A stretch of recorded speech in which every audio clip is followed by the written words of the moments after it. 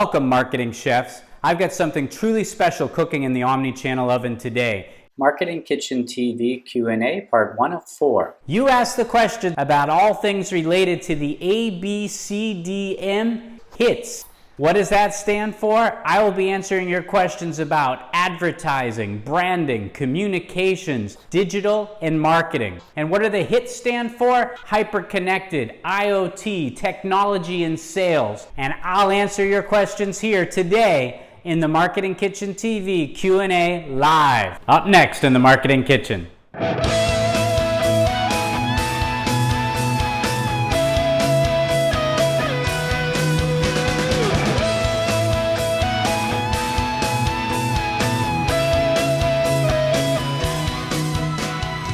Welcome to the kitchen, the Marketing Kitchen. Hi, I'm Ron Vining, your host of Marketing Kitchen TV.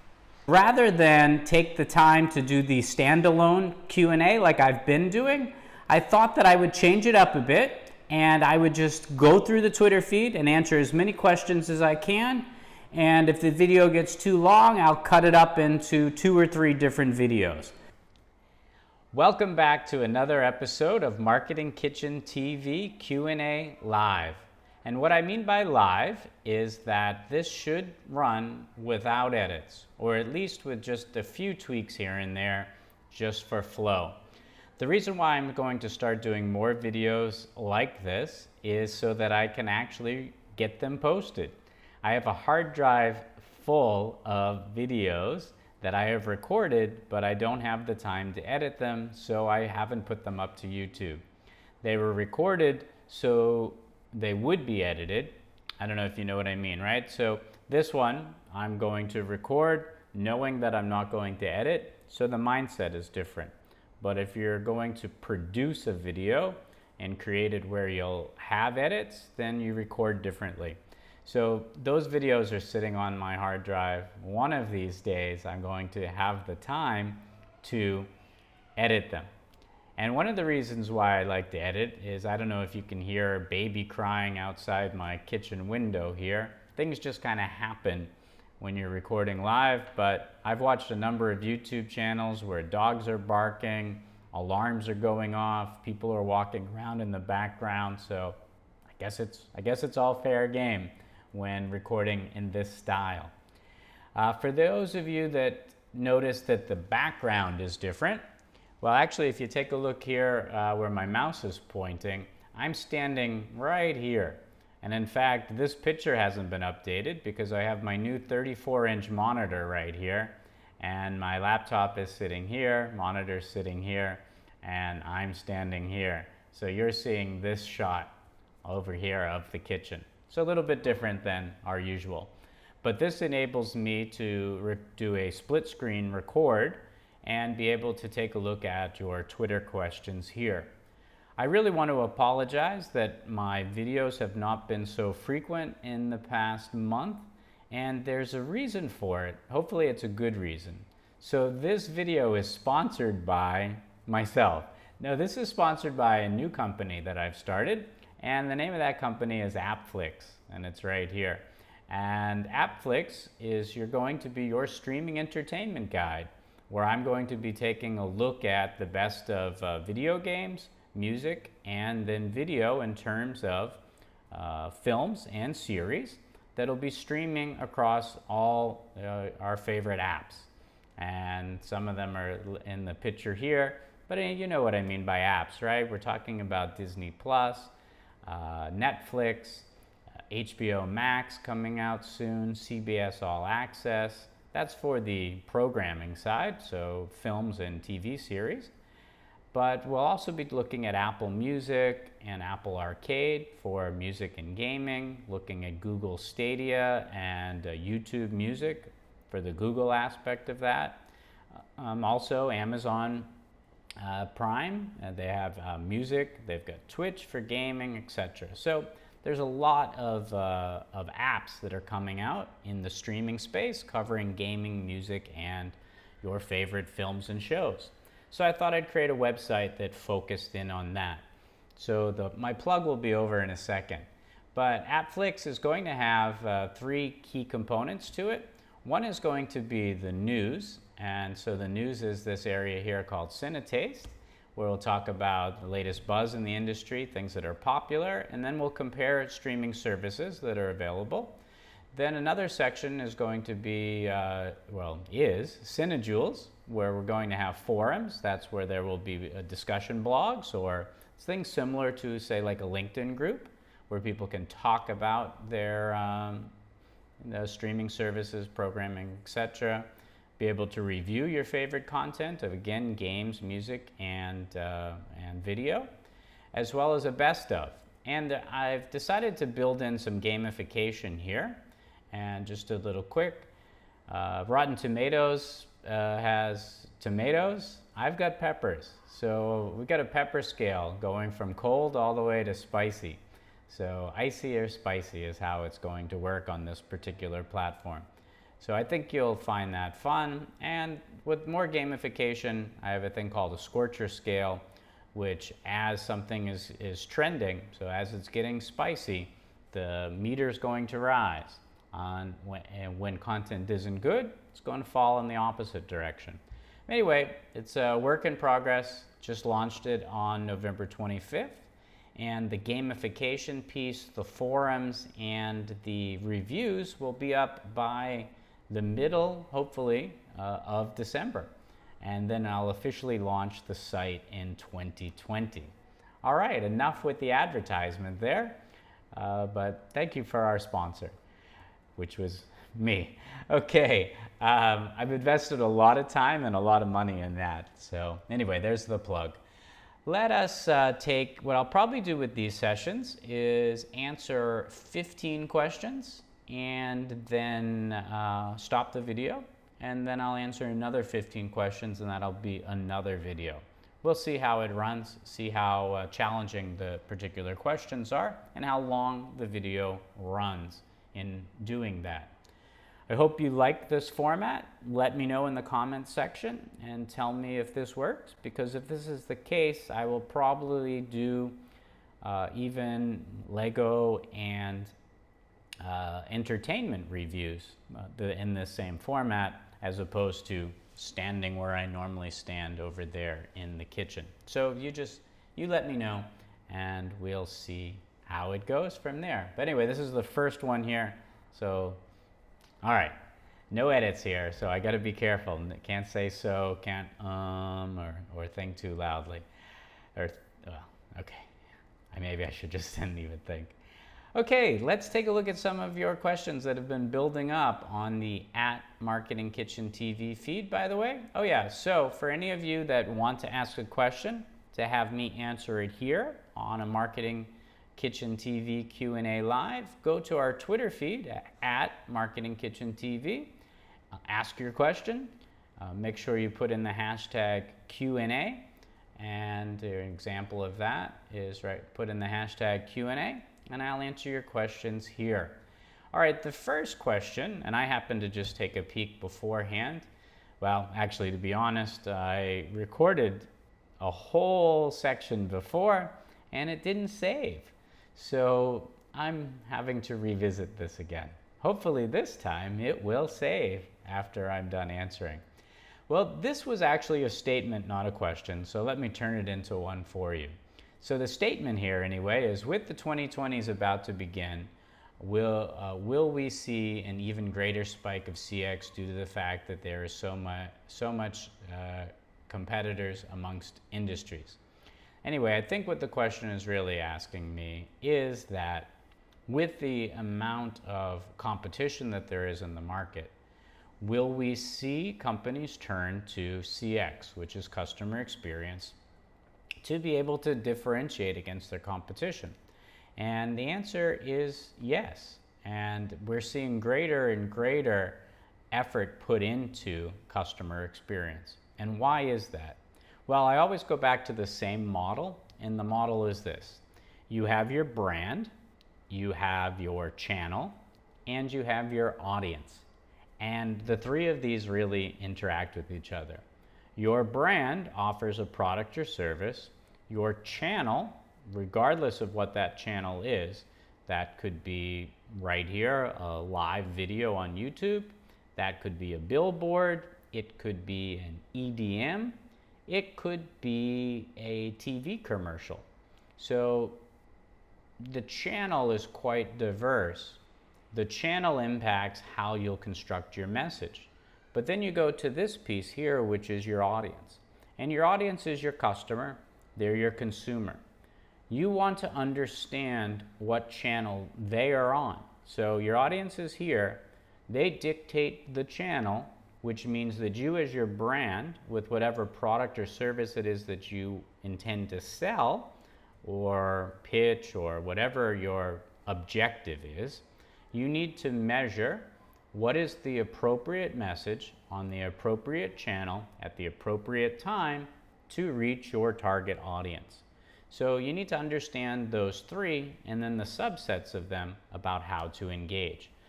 And so regardless of where this engagement happens, maybe the channel is a physical retail store. That's going to be a lot different than your e-commerce platform. So the channel will really dictate how you will interact or talk with or try to capture the attention of.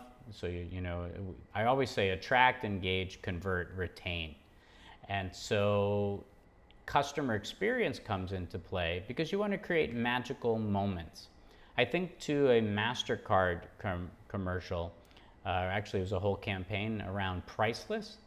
And if you think of your marketing that way, that you're trying to create a unique experience each time you engage with your customer, then you will be more successful. So consumer experience is essential in differentiating how you will engage with your customer, because these three play into it, but you need to infuse customer experience, these little touch points, this magic. Disney would call it pixie dust, that would just make your brand rise above where your competition is at. And hopefully that answers your question. I wanted to say too, as I'm just scrolling through here, last week we hit 1,000 subscribers on this Marketing Kitchen TV YouTube channel, and I want to say thank you very much. I could never have achieved that without your support, and I hope that you will continue to share this content with your family, friends, colleagues, that you'll subscribe to the channel, you will like the content, and you will offer a comment, and you will share. I can't tell you enough how important that is. As a marketer, it is essential for me to say this in every video because that's what I need you as my audience to do. Thank you very much for getting me to 1,000 subscribers. You'll really help me if you will share this with your family, friends, and colleagues. Please make sure to remain subscribed, because YouTube has been unsubscribing people for whatever reason. And if you could give it a like, a comment, and a share, I'd really appreciate that, so the channel can continue to grow. All right, going on to the next question. The rewards approach to me would be the best messaging type for a CRM contact strategy. What are some other creative ways you could use rewards as a way to keep customer loyalty? Well, rewards as a contact strategy to develop your CRM can be tricky, because you have to offer something that is truly of value. A lot of rewards programs are simply a ruse to get you to sign up for them to get your complete details. And who really wants that? I've signed up for a number of memberships, reward programs, VIP programs that are just total crap. The discounts are so low, I can find a promo code online that gives me a better discount than the one offered. And you need to be careful with rewards programs, because you don't want to say things that devalue your brand. Saying things like, get this free, or receive this discount. The better approach is to add value. So rather than reducing the outright cost, offer extras. So it would be an upgrade, but it's not a free upgrade, it's a complimentary upgrade. Rewards need to be value adds that make someone feel as though they are really getting something special above and beyond where they can get it elsewhere. I remember a few years ago, I forgot the status level at a hotel chain, but they also were pitching each time I checked into the hotel that if you downloaded their app, you would receive the cheapest prices anywhere. Well, I downloaded the app, and each time that I looked to see the rate of the hotel through the app, I could get or book that hotel for far less, being a stranger off the street, by going to other travel discount websites. So what type of loyalty does a program like that inspire or foster in a particular customer? Not a good one. So when you approach the use of rewards, I encourage you to think about the wording of it, how it's structured, and really think about what the benefits are. And the benefits don't always have to be discounts. They should be value adds. And by doing so, by going to the first question that I answered about additional or plussing up or the customer experience being enhanced, you want to create those value adds, those extras, that'll make somebody want to share that program with their friends. The last thing you want is somebody talking about your rewards program being crap, like as I mentioned from that unnamed hotel chain. All right, good question. Let's take on the next one. All right, I am back. So you might notice that I've swapped sides and I got smaller. So much for doing a live Q&A session. I have had so many technical difficulties that I really wish that I weren't doing this. And normally, going back to my entire career of public speaking, politics, even stagecraft when I used to act and when I was in the music business, they say never tell your audience what's happening behind the scenes if they don't see it themselves, and even if they see it, don't let them in on what's happening. But I'm sure the frustration is on my face. I'm sure you're wondering why the screen flipped. So I'm just telling you why. Having a lot of trouble with my MacBook and recording, which I think is appropriate because this next question here asks, the focus on customer service has substantially increased over the years. Does having good customer service fully make a company have a substantial advantage over their competitors? Now, I've recorded an answer to this question 2 times already, so this will be the 3rd time. Hopefully, it saves so that you will be seeing it on YouTube right now. The example that I just gave, and I will now give again for the 1st time for you, 3rd time for me, is Apple. Now, in a normal situation, yes, customer service will provide an advantage of your brand over another if all things remain the same, but your customer service is superior. There are things like price that come into play. In some markets on the globe, price matters more than anything. And not just markets, some consumers as well too. But one of the reasons why I find it difficult to do business in Southeast Asia is that the customer cares more about price than they do about quality. They'll still demand quality, though they don't know what quality is, but they'll demand quality.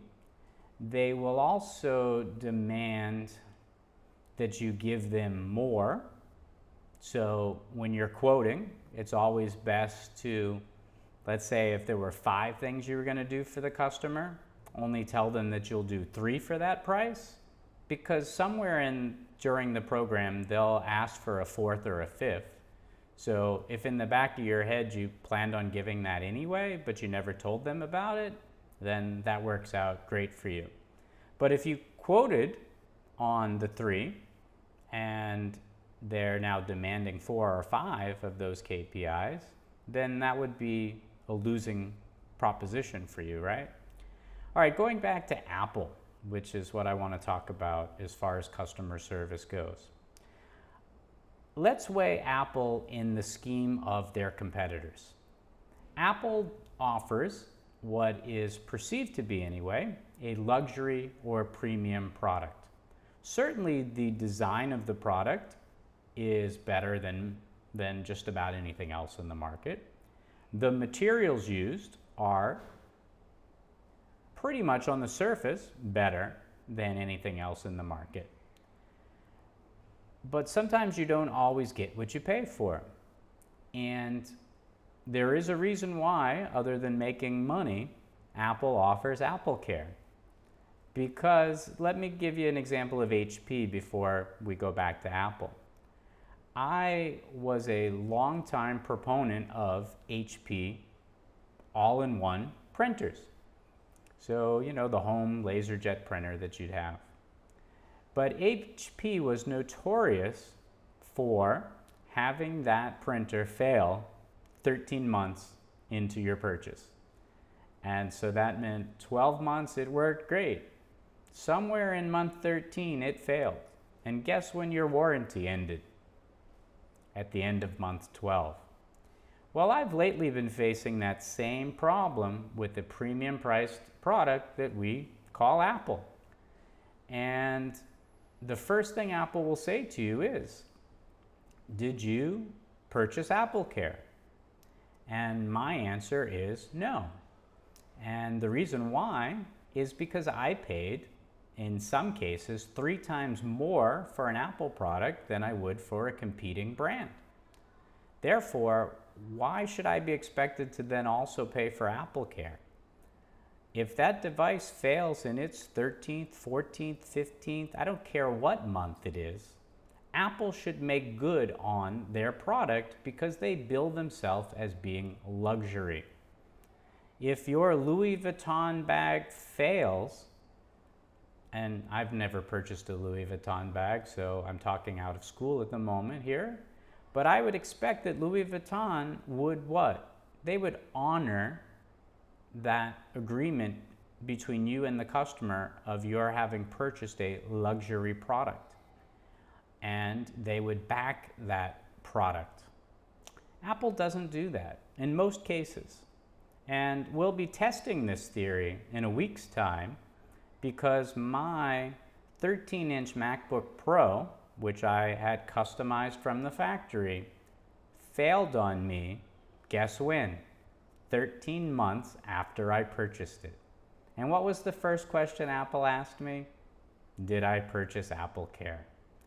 Now, if I were to switch out of the Apple ecosystem, would I be able to find a better product? Well, in my opinion, no. I feel that Android is an inferior operating system, typically on inferior products. Microsoft is an inferior operating, or has an inferior operating system, again on inferior products. The differentiator, though, being that Android devices and Microsoft hardware are typically a third of the price of an Apple product. So I guess you weigh what your version of quality is. I guess in some instances, I'm no better than the Southeast Asian enterprise that is nickel and diming over price as opposed to the quality of the service. But I'm willing to pay the price. I just demand the quality back in return. So you will see, though, I believe, that when trying to differentiate yourself, so going back specifically to your question of does customer service will there be a rise in the demand for customer service? I would say that there should be, but where is the accountability? Social media, in many cases, created accountability, but then it diminished accountability. So now we rely on complaining on Twitter or via email, and that used to get us somewhere, but it doesn't get the customer or the consumer anywhere today because that's what everybody's doing. If you take the time to write a physical letter and mail it to the headquarters or to an individual in that company, I think you'll actually get a better response than by using a digital medium today. If you actually pick up the phone and you call support, you could probably get that handled faster than by the methods that we've become to rely upon, which would be a chat bot, and then leading us to a messaging service, going back or to a tweet or to an email. So it's really about accountability. And this YouTube channel, for example, if I don't get the results back from Apple that I expect based upon my loyalty to them as a customer, as a stockholder, and as somebody who's chained to their ecosystem by having 5,000 plus CDs of mine that I got rid of when I moved to Singapore, but before doing so, had them imported into iTunes, and including my entire DVD library, about 1,000 titles or so. I'm pretty much bound to the iTunes ecosystem now, and I wouldn't want to abandon Apple. I mean, you know, I've got an Apple Watch, I have an Apple iPhone, I have an Apple iPad, I have an Apple MacBook, I have an Apple TV, I have Apple accessories. So yeah, and these companies understand that, and they know that they've got you. So while one should demand customer service, I'm not certain that as time goes on, we will see an increase in responsiveness from the customer service of brands. I know that went a little bit off topic, but hopefully that covered what you were looking for.